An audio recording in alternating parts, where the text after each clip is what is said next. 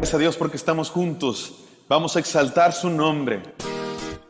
Donde quiera que estés, mi hermano, mi hermana, es un placer que podamos estar reunidos. Esto no es un show de televisión, es un culto de adoración al Señor. Él está presente porque nos reunimos en su nombre. Te invito a que cantes con nosotros, que participes en la alabanza al Señor. Vamos a exaltar su nombre porque Él es fiel, porque sus misericordias son para siempre. El Señor es bueno. Vamos a cantarle. Señor, eres fiel y tu misericordia eterna. Señor, eres fiel y tu misericordia eterna. Gente de toda lengua y nación, de generación a generación, te adoramos hoy. Aleluya, aleluya, te adoramos hoy. Eres Señor, te adoramos hoy. Aleluya, aleluya, te adoramos hoy. Eres Señor, eres fiel. Dice la palabra de Dios en el libro de Lamentaciones que las misericordias de Dios son nuevas cada mañana. Él es bueno todos los días, Él es bueno hoy. Vamos a cantarle, Señor, eres fiel. Señor, eres fiel y tu misericordia eterna. Señor, eres fiel y tu misericordia eterna. Gente de toda lengua y nación, de generación a generación, te adoramos hoy. Aleluya, aleluya, te adoramos hoy. Eres Señor, te adoramos hoy. Aleluya, aleluya, te adoramos hoy. Eres Señor, eres fiel.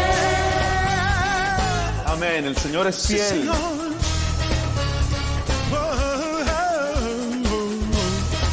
Vamos a cantarle porque Él es fiel. Eres fiel, siempre fiel, siempre fiel. Eres fiel, eres fiel, siempre fiel, siempre fiel. Eres fiel, eres fiel, siempre fiel, siempre fiel. Eres fiel, eres fiel, siempre fiel, siempre fiel. Eres fiel.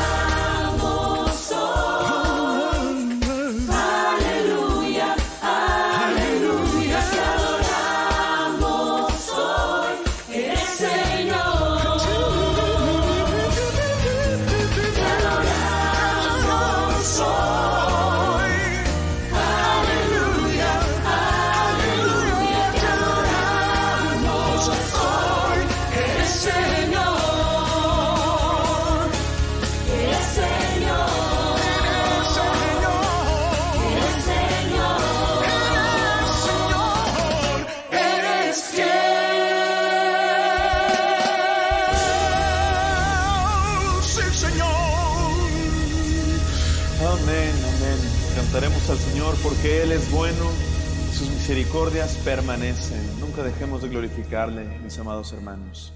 Amén. Buenas tardes, hermanos. Bienvenidos al culto de adoración de la Misión Bautista Vida Eterna de Santiago de Querétaro.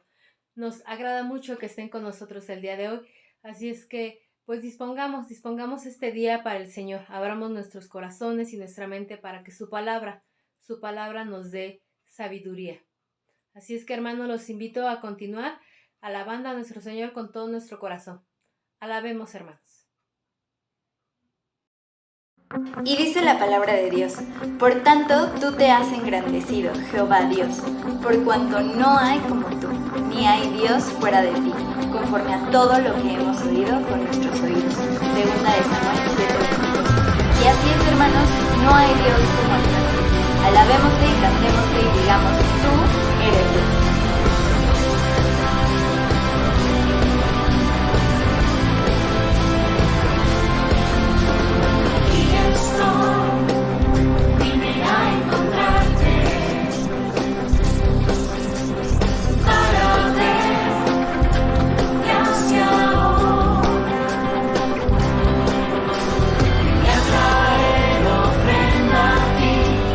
Solo me preguntaré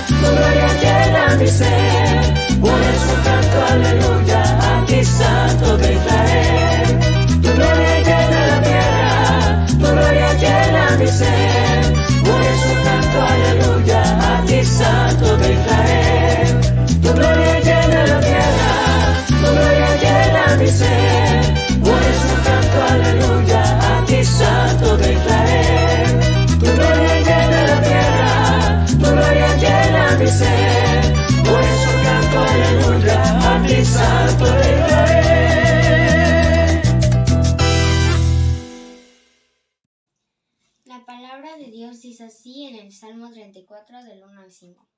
Bendeciré a Jehová en todo tiempo. Su alabanza estará de continuo en mi boca. En Jehová se gloriará mi alma. Lo oirán los mansos y se alegrarán. Engrandeced a Jehová conmigo y exaltemos aún a su nombre. Busqué a Jehová y él me oyó, y me libró de todos mis temores. Los que miraron a él fueron alumbrados, y sus rostros no fueron avergonzados. Amén. Vayamos a nuestra profesión de fe. Buenas tardes, hermanos, me acompañan con su Biblia. Vamos a decir la profesión de fe. La palabra de Dios contenida en este libro es la verdad que acepto creer, es la enseñanza que me comprometo a seguir y la esperanza que me atrevo a confesar. Nada me impide recibirla, nadie evitará que la haga parte de mi vida, y por ningún motivo dejaré de proclamarla. Estoy aquí para leerla, oírla y vivirla diariamente. Amén. Mis queridos hermanos, hermanas, amigos, amigas, llegamos al último domingo de febrero de este año 2022, un mes que mucha gente le dice el mes del amor y la amistad, un mes de consumismo, y así se llama el sermón que vamos a reflexionar el día de hoy, consumismo. Pero les voy a explicar por qué. Este sermón está basado en nuestro texto base, es ya el capítulo 2 de Filipenses 2, del 1 al 4, que dice así: por tanto, si hay algún aliento en Cristo, si hay algún incentivo en el amor, si hay alguna comunión en el Espíritu, si hay algún afecto profundo y alguna compasión, completen mi gozo, a fin de que piensen de la misma manera, teniendo el mismo amor, unánimes, pensando en una misma cosa. No hagan nada por rivalidad ni por vanagloria, sino estimen humildemente a los demás como superiores a ustedes mismos, no considerando cada cual solamente los intereses propios, sino considerando cada uno también los intereses de los demás. Esto en la versión Reina Valera actualizada 2015. Padre bendito, Padre, háblanos, Señor, háblanos a través de tu palabra, Señor. Danos oídos abiertos, mente dispuesta, corazón dispuesto también para entender tu voluntad que viene en tu palabra. Señor, te lo rogamos, que nos hables hoy, que nos exhortes a tomar decisiones en el nombre de Cristo Jesús. Amén. Y es que la vida, al final de cuentas, es eso, mis hermanos, la toma de decisiones consciente, pensada, meditada. Vamos a ver qué nos dice esta palabra. Y se preguntarán, ¿por qué el sermón se llama consumismo? Bueno, decía yo, este mes del amor y la amistad, consumismo. Hay mucho consumismo, ¿verdad? Se regalan flores, peluches y un montón de situaciones que generan esta época. Pero vamos a ver antecedentes. ¿Qué es consumismo? Yo les recuerdo a mis amigos más jóvenes y también habrá quienes sí hayan vivido esta situación, pero a fines del año de 1994 se ha firmado ya un tratado de libre comercio que entraba en vigencia, un tratado de libre comercio con Estados Unidos y con Canadá, y se nos había avisado que debíamos a prepararnos como país a ser ciudadanos del primer mundo. Algo muy parecido había sucedido en 1976, cuando en el auge de la riqueza petrolera, el presidente entonces, José López Portillo, decía: tenemos que aprender a administrar la abundancia. Así nos los decían. Pero el 1 de enero de ese año 1994 habíamos tenido un amargo despertar, un levantamiento armado en el sur de México por grupos indígenas que decían: estamos excluidos, no tenemos nada de lo que dicen que es el primer mundo. Y después, en los meses posteriores, 2 asesinatos políticos hicieron que realmente se desestabilizara la sociedad mexicana y se cayera en una gran zozobra. Regresábamos a la realidad. Y después el llamado error de diciembre, cuando el cambio de gobierno, donde el que se iba culpaba al recién llegado y el recién llegado culpaba al que se fue. Aparentemente se fue, aunque por ahí dicen que sigue actuante. Bueno, los mexicanos sufrimos la peor crisis económica que se recuerde. Y sin embargo, aún en medio de esa crisis aparece el humor que también nos caracteriza. Se había dicho que todos seríamos ricos, que entraríamos en una etapa de consumismo, entendiendo el consumismo como una tendencia que consiste en comprar o acumular bienes y servicios por encima de lo que se considera de primera necesidad y sin tomar en cuenta el nivel de ingresos. Se compra y se compra y se compran cosas a una costa del endeudamiento. Se gasta más pues de lo que se gana. Y les decía que en esa época tan difícil económicamente, pues se hicieron chistes y juegos de palabra. Decíamos, en medio de la crisis se deja ver el carácter del mexicano y efectivamente habíamos llegado, decía, en sorna a una época de consumismo. Pero decían consumismo pantalón, consumismo par de zapatos, consumismo estilo de vida, porque no se podía cambiar. Consumismo, ese era la palabra, pero así dividida, consumismo. Por eso se llama este sermón así, porque queremos consumismo, consumismo afán, consumismo amor. Y platicando en esta junta semanal que tenemos los hermanos pastores de la red Oreb, revisamos la exégesis del pasaje, qué nos dice en el idioma original, cómo interpretamos diferentes fuentes en ese intercambio tan precioso, tan hermoso y que nos enseña tanto. Y encontramos una idea reiterada en esta carta, repetidas veces más que ninguna otra, aunque también aparece en otras cartas del apóstol Pablo, la necesidad, la exhortación, la instrucción, el consejo de tener un solo pensar, unidad de pensamiento, todo siguiendo el modelo de Jesús. Por eso vino a mi mente esa noche la palabra consumismo y me acordé de esa broma de hace tantos años y ahora también necesitamos una época de consumismo, consumismo amor, consumismo pensar, consumismo anhelo de servir, consumismo gozo. De esto trata este pasaje que también es conocido como el ejemplo de Cristo. Vamos a nuestra primera enseñanza y se llama, para seguir acorde con esto, consumismo afán.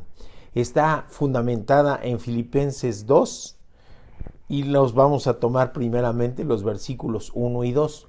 Por tanto, si hay algún aliento en Cristo, si hay algún incentivo en el amor, si hay alguna comunión en el Espíritu, si hay algún afecto profundo y alguna compasión, nos dice el primer versículo y el segundo, completen mi gozo a fin de que piensen de la misma manera, teniendo el mismo amor, unánimes, pensando en una misma cosa. Dos cosas hay que comentar referente a la redacción. Empieza Pablo estos versículos con un por lo tanto. Recordemos que la división en capítulos y en versículos de la Biblia se hizo muchos años después. En los escritos originales esto no existe. Así que hay una continuidad en el pensamiento de Pablo. Esto se hizo para facilitarnos el aprendizaje, el conocimiento e incluso la memorización de algunos versículos. Pero en los escritos originales se escribía de corrido. Así que esta porción empieza con un por lo tanto, que pudiese también traducirse como en vista de todo lo anterior, o verdaderamente en tal caso tomando en cuenta todo lo anterior. Es decir, es una frase de conjunción en la que Pablo hace un recuento de todo lo anteriormente escrito en los versículos previos, en todo ese primer capítulo que ya reflexionamos y ya analizamos. Y con base a eso, Pablo les hace una exhortación. Les ha desglosado a detalle lo que para él, apóstol de los gentiles, significa el vivir es Cristo. Durante estas 4 semanas reflexionamos sobre 12 aspectos de la enseñanza de esta porción inicial. Por supuesto que tiene muchísimos más, pero estos son los que reflexionamos aquí en esta iglesia en formación Vida Eterna de Santiago de Querétaro. los puede ver en los cultos previos. Nos dice Pablo, vivir en Cristo es que todo nos ayude para bien. Vivir en Cristo es anunciarlo, y anunciarlo es verdaderamente vivir. Vivir en Cristo es vivir libre. Vivir en Cristo es tener una íntima relación con Él. Vivir en Cristo es haberle entregado nuestra vida. Vivir en Cristo es que incluso morir sea ganancia. Vivir en Cristo es gozar sus decisiones. Vivir en Cristo es vivir con propósito. Vivir en Cristo es vivir para gloriarle. Vivir en Cristo es vivir con dignidad. Vivir en Cristo es vivir por la fe que une. Vivir en Cristo es creer que incluso el sufrir por Él es un privilegio. Así que Pablo escribe a los filipenses sobre su gozo, sobre su pensar, y ahora les pone, y es la segunda cosa importante en la redacción, 4 oraciones condicionantes y una meta. Así que Pablo dice, bueno, estas oraciones que van dirigidas a los destinatarios originales, pero son perfectamente aplicables a nosotros y a nuestra realidad como sociedad y como iglesia. Así que Pablo nos dice, si de verdad hay aliento en Cristo, si de verdad hay algún incentivo en el amor, si de verdad hay comunión en el Espíritu, si en verdad hay algún, perdonen ustedes, afecto profundo y alguna compasión. Así que Pablo nos está poniendo esas 4 condicionantes. ¿De verdad existe esto en su corazón, mi hermano, mi hermana? ¿De verdad hay afecto profundo? ¿De verdad hay amor? ¿De verdad hay estos 4 aspectos que nos menciona Pablo? De primera instancia nos podrían sonar como sentimientos. Aliento en lugar de desaliento, amor en lugar de desamor, compasión en lugar de indiferencia, afecto profundo que se refiere, pareciera a esos sentimientos. Incluso algunas versiones de la Biblia hablan en este pasaje de entrañable, es decir, un sentimiento que para el pueblo judío se sentía en las entrañas, se ubicaba en las vísceras del bajo vientre. Incluso en la versión 1960 de Reina Valera hace referencia a esto, a un entrañable afecto. Y también Pablo nos dice la meta, y la meta es que completemos el gozo de Él como pastor, como dirigente, como fundador de esta iglesia, pero principalmente de Cristo. ¿Y cómo lo hacemos? Sintiendo lo mismo, dice, pero si nos vamos al idioma original, utiliza una palabra que se llama froneo, que revela el propósito real de Pablo, ya que quiere decir tener una actitud. Y entonces esto nos queda más claro y nos da más sentido. Habla de una actitud, no de un sentimiento. Habla de una manifestación externa de todo un proceso mental, de una disposición de ánimo manifestada en hechos. De manera que completar el gozo de Pablo y sirviendo al Señor, completar el gozo de Jesús, es algo mucho más que solo sentir. Pablo pide a los filipenses, y es aplicable a nuestros días y a nosotros, varias cosas. 1, Pablo pide comunión en el Espíritu. Tener cosas en común, esa es la comunión, dadas por el Espíritu Santo, pero también cosas en común con nuestros hermanos en la fe, unidos por el mismo pensar que nos da el Espíritu Santo actuando en nuestras vidas, unificando actitudes y también unificando acciones. 2, el amor es una decisión que nace primero de escoger entre vivir en Cristo, aceptándole como Señor y Salvador, y decidir amarle, adorarle, alabarle y entregarle la vida, y en Él hallar consuelo, aliento, fuerza, ser incentivados por su amor y conscientemente corresponderle.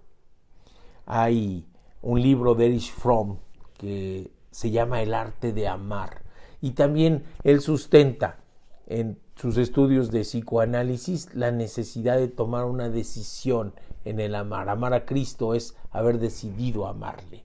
De igual manera, esto se debe notar. Pablo nos llama a la compasión, el condolerse de los males de los demás y actuar en consecuencia, y manifestarse también en el amor a los hermanos. Por eso es que Pablo no pide que sientan de la misma manera. Lo que Pablo pide es que piensen de la misma manera y que ese pensamiento esté fundamentado en el amor de Cristo, en unidad, en unanimidad, para hacer notorio la importancia de ello. Lo menciona incluso 2 veces en el mismo versículo. En el versículo 2 de esta versión Reina Valera, 2 veces menciona Pablo pensar de la misma manera, separado por una palabra que quiere decir unanimidad.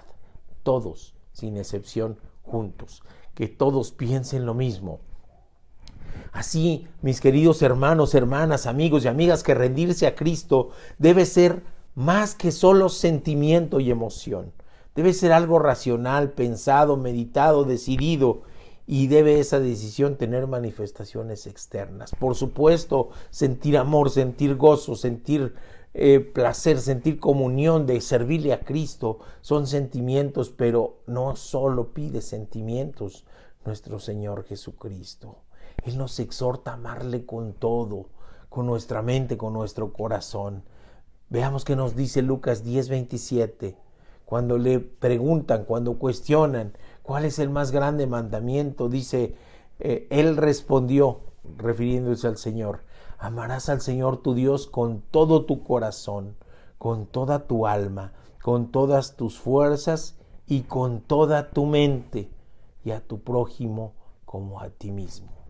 Así que afán implica esforzarse, trabajar con diligencia, con empeño, con deseo e inspiración. Nuestros afanes cotidianos deben ser en amar y adorar a Dios por sobre todas las cosas.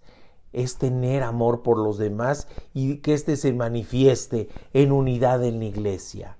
Jesús lo dio todo y cumplió a plenitud con su plan de salvación a una costa de su propia vida. Jesús se afanó hasta entregar su propia vida en la cruz del Calvario. Y ahora nos pide Pablo que de manera razonada, pensada, sí con sentimiento, sí con amor, pero también con plena conciencia, le amemos con su mismo afán. Esta es nuestra primera enseñanza.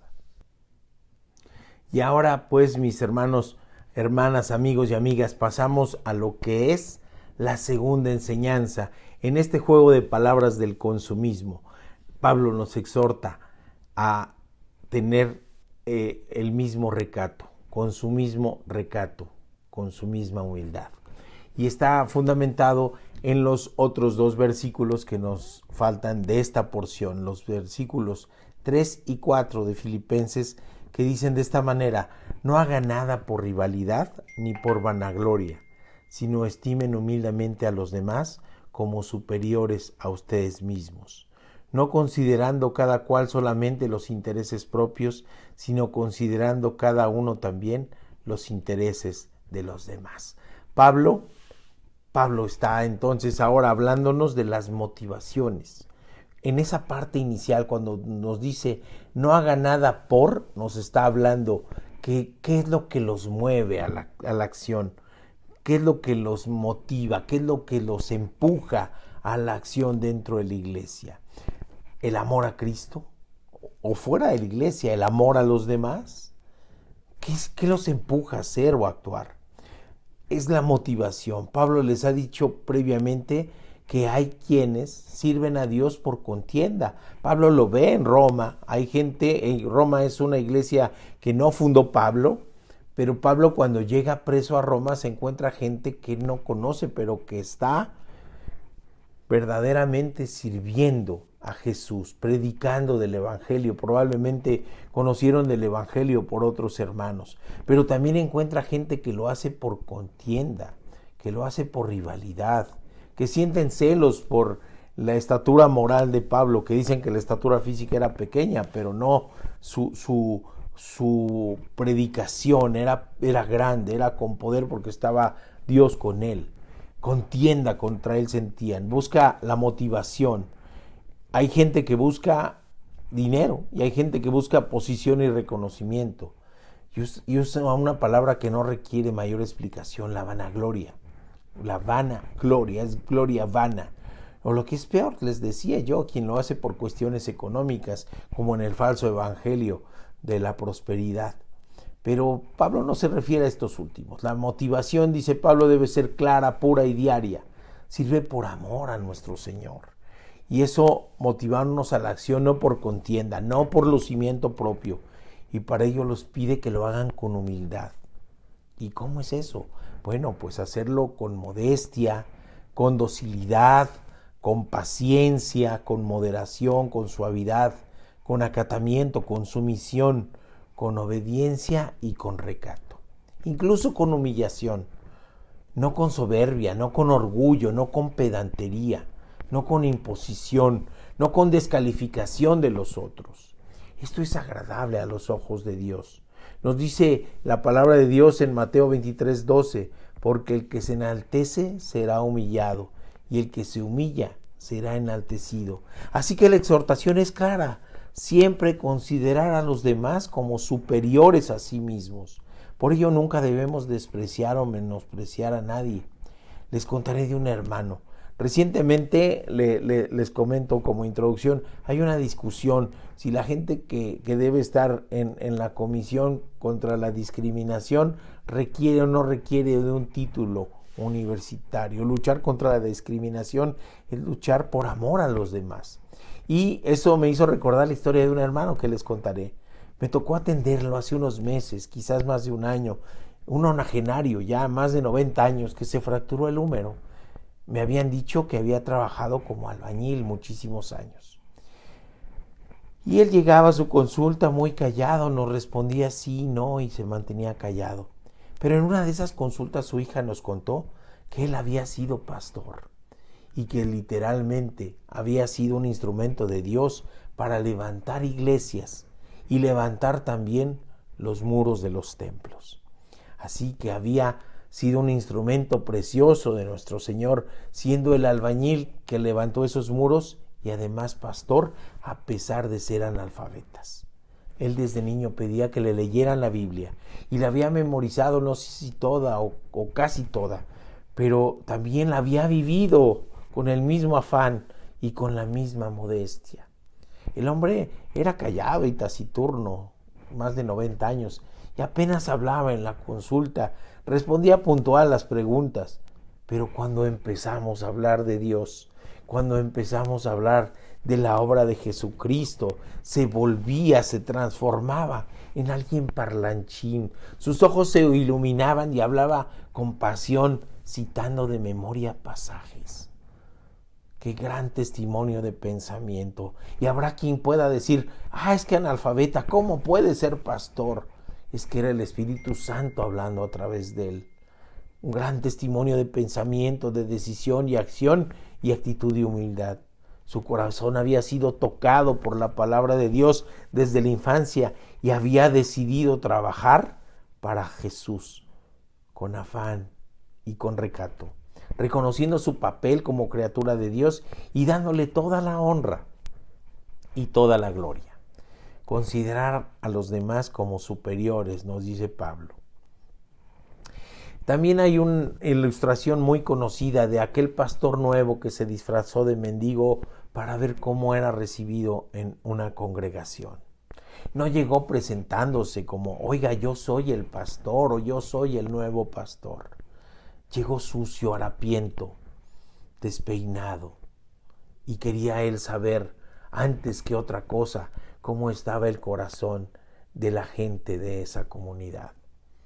Quería saber si le iban a aceptar, si iba a haber rostros de desagrado, si le iban a saludar o no, porque llegara en esas condiciones insalubres, con la ropa sucia, manchada, rota, despeinado, sucio, o ver si era recibido con amor, con humanidad, considerándolo tan importante para Cristo como cualquiera de las personas ahí presentes, o tan importante para Cristo que el magnate más grande de la ciudad.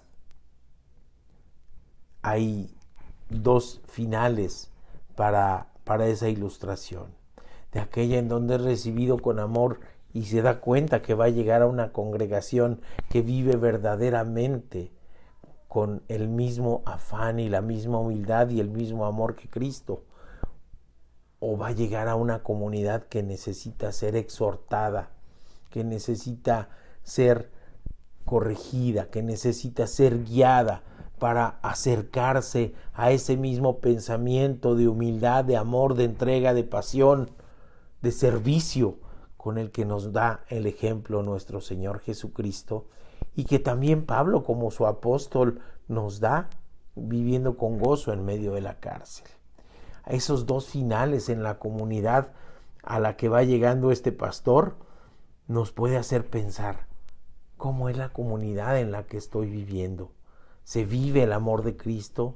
¿Se acepta al pecador que busca reconciliación y remisión, o se le señala y se le excluye?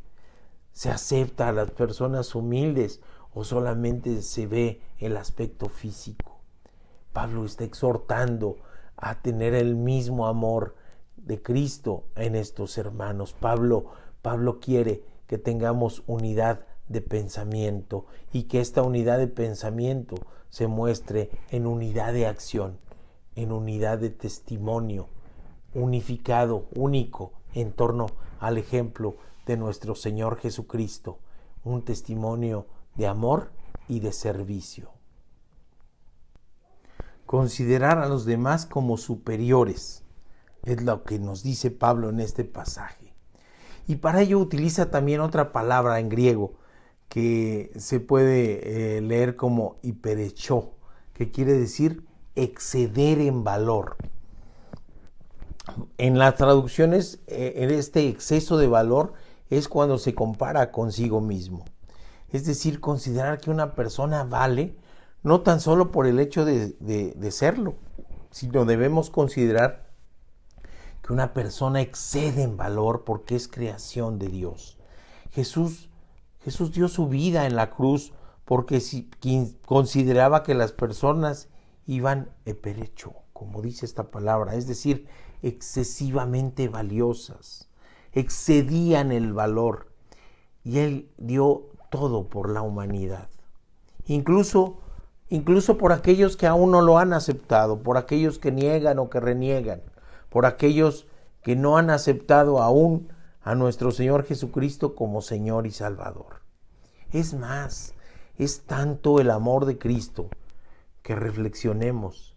Si usted, mi hermano, hermana, amigo, amiga, fuera la única persona en el mundo que estuviera perdido en la vanidad, la vanagloria, las contiendas, esclavo del pecado, nuestro Señor Jesucristo lo volvería a hacer, volvería a entregar su vida en la cruz del Calvario, lo volvería a hacer por el amor que le tiene, el morir en la cruz para llamarle en arrepentimiento y para propiciar con esto su perdón y la reconciliación por el Padre.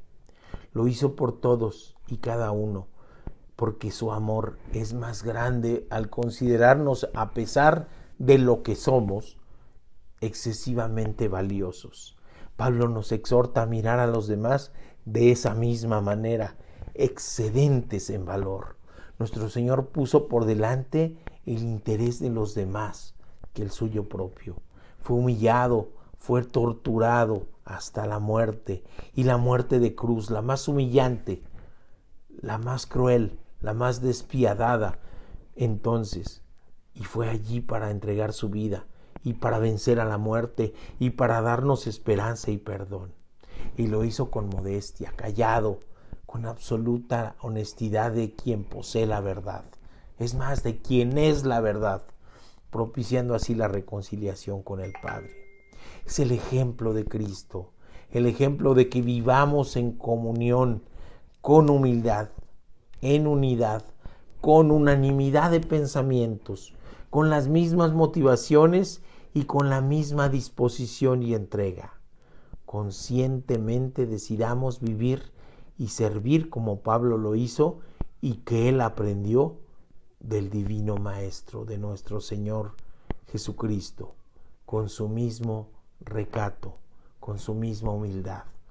Así que tenemos dos enseñanzas que son grandes y que son fuertes, y esta es la conclusión y el desafío. Esta exhortación que Pablo nos hace de que encontremos en la palabra de Dios ese pensar único, es vivir con Cristo, vivir en unidad siguiendo el ejemplo de Cristo, viviendo la voluntad de Dios que es superior a la nuestra, viviendo con su mismo amor, con su misma humildad y con su mismo afán de servicio, con una decisión clara, absolutamente consciente, pensada y meditada de amarle, de adorarle y de servicio. Completemos el gozo de nuestro Señor viviendo con su mismo pensar, viviendo con su mismo sentir, pero no solamente como sentimiento, sino como una decisión de vida, con su mismo amor de nuestro Señor Jesucristo. Vivamos su ejemplo, vivamos su voluntad y vivamos para servir y para amar y adorarle a nuestro Dios. Es la exhortación, mis queridos hermano, hermana, amigo y amiga. Padre bendito, te damos gracias, Señor. Gracias por tu palabra. Gracias por tu inmensa sabiduría. Gracias por tu revelación. Gracias porque quieres compartirnos de esa sabiduría, Señor, para que vivamos conforme a tu voluntad. Te pedimos, Señor, que nos des un corazón limpio, Señor, que nos des de tu sabiduría y que podamos vivir de la manera en que tú quieres, Señor, con tu mismo amor hacia los demás, con esa decisión de servir, con esa decisión de pensar de una manera unificada en torno a tu voluntad y que esto se exprese en nuestras comunidades de fe, Señor. Te doy gracias por tu palabra, Señor, te doy gracias por este tiempo con nuestros hermanos, hermanas, amigos y amigas, Señor.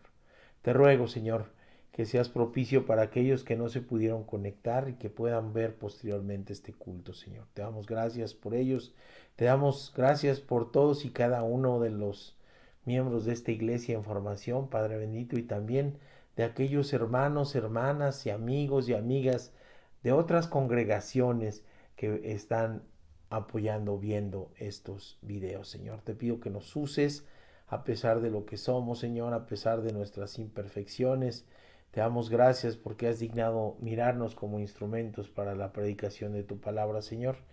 Y te pido, Señor, que guardes a todas las personas, Señor, que las cuides en su trabajo, en sus ingresos, en su salud, Padre bendito, y que les des paz y consuelo a aquellos enfermos y necesitados de ti, Señor, y que conozcan que de ti es donde viene todo este amor, Señor, y que todas las cosas en el mundo suceden por tu voluntad, Padre bendito, porque eres bueno y porque tu voluntad es buena, agradable y perfecta, Padre bendito. Te damos gracias en el nombre de nuestro Señor Jesucristo. Amén. Prosigo a la meta, al premio del supremo llamamiento en Cristo Jesús, el llamamiento de Dios en Cristo Jesús. Gracias, Padre bendito, y gracias también a nuestros hermanos y hermanas, amigos y amigas, por estar con nosotros y por conectarse. Le pedimos que comparta para que la palabra de Dios llegue a más personas, que le dé like también para que sea identificable como un contenido positivo, y también que haga comentarios para que también se dé cuenta YouTube de que es algo que llama la atención y que vale la pena promover. Por supuesto que lo vale porque es la palabra de Dios. Le exhorto a que nos comente una cosa. Le decía yo, es el último domingo de febrero y ustedes verán en la parte de atrás el árbol de Navidad, un símbolo de la Navidad. Pero decíamos, la Navidad no es una época, la Navidad se puede vivir diario. Y ha sido una idea de mi esposa dejar el árbol durante todo el año, modificando su decoración conforme a las diferentes fechas. Hoy acaba de pasar el Día de la Bandera, así que puso las diferentes banderas. Pero en esencia, lo que significa ese árbol es la vida que nos da nuestro Señor Jesucristo. Es un símbolo de Jesús permanentemente diario en nuestras vidas, como debe ser. La Navidad no es una fecha. La Navidad fue el suceso más importante en la historia de la humanidad, que es nuestro Señor Jesucristo viniendo por amor a entregar su vida por nosotros. Así que coméntenos qué les parece la idea de mi esposa, dejar el árbol de Navidad todo el año. ¿Usted lo haría o no lo haría? ¿Le dejaría la misma decoración o la iría actualizando? Coméntenoslos y pues es un simbolismo de que Jesús está en nuestra vida, en el centro de nuestro hogar y que queremos servirle y adorarle. Le damos las gracias, que Dios les bendiga y les guarde, que tengan una excelente semana.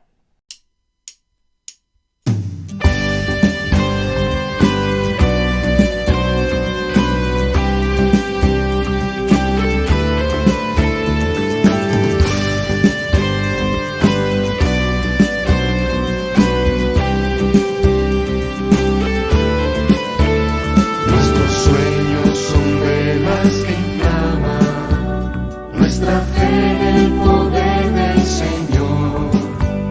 Nuestra barca en el viento proclama esa luz que nos muestra su amor. Nuestra entrega de vida no alcanza ni el trabajo, ni la fe, ni el dolor. Una sola es nuestra esperanza, verla actuar en nuestro favor. En su nombre haremos proezas, maravillas en nombre de Dios. Porque cuando terminan nuestras propias fuerzas, se muestra la mano de Dios. En su nombre haremos proezas, maravillas en nombre de Dios. Porque cuando terminan nuestras propias fuerzas, se muestra la mano de Dios.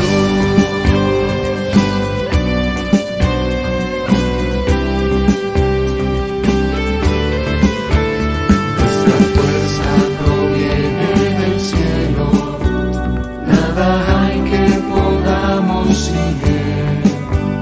Perseguimos un solo anhelo, realizar lo que pide el Rey. Contra viento y marea seguimos, nos impulsa su ejemplo en la cruz. En respuesta a su amor nos rendimos, levantamos su nombre Jesús. En su nombre haremos proezas, maravillas en nombre de Dios. Porque cuando terminan nuestras propias fuerzas, se muestra la mano de Dios. En su nombre haremos proezas, maravillas en nombre de Dios. Porque cuando terminan nuestras propias fuerzas, se muestra la mano de Dios.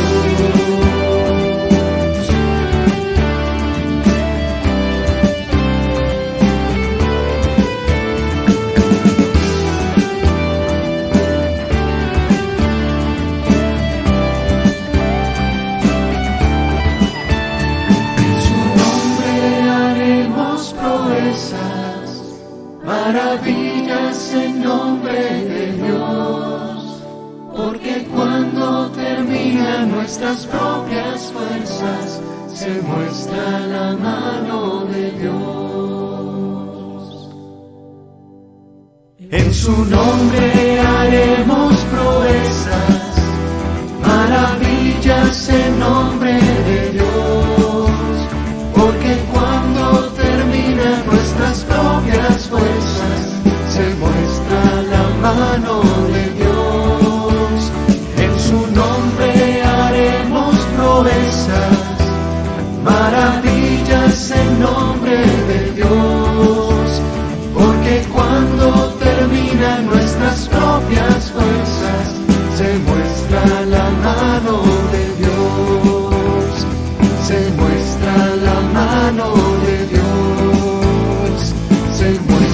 la mano